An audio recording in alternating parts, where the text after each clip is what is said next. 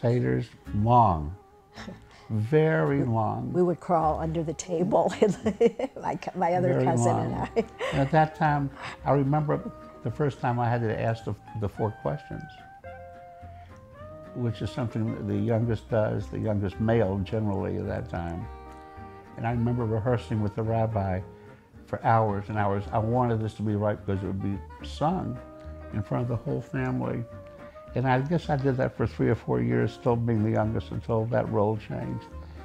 But that was a big event for me, and I have very strong memories of it, and I wanted to do it absolutely beautifully. It seemed as if we went through the entire liturgy.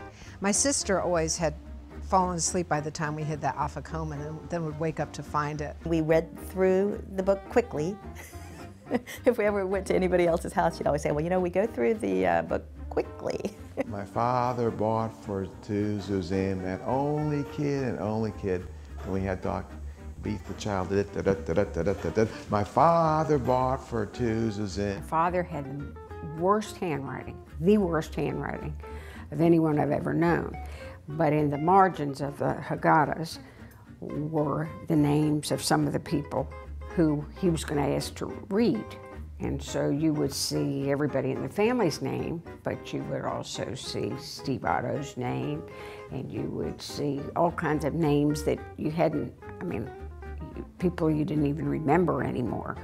And so every year that was a time for, you know, we'd start to laugh years and years later.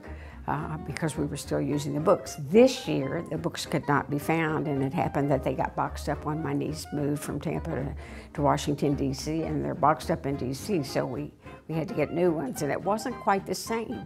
It was really weird. The first night Seder was at my grandmother's, at my grandparents' house, Isidore and Esther's house, which was literally 120 yards around 2 corners from the house I grew up in. First night of Seder would be there.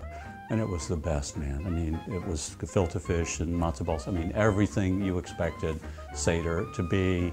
The second night was always at my great aunt and uncle Joe and Beck Wall's apartment. God rest her soul, but Beck was the worst cook ever. So as much as we looked forward to the first night of Seder, we dreaded the second night. And only kid. Obviously, if we did this more often, more than once a year, I'd know all the lyrics, but with the book. Everybody around me believed everything they said. They felt it in their hearts. You could see it. There were times when they would get emotional during the Seder. You knew it was important to them, and even today, while I may not be so observant, it's still important that way.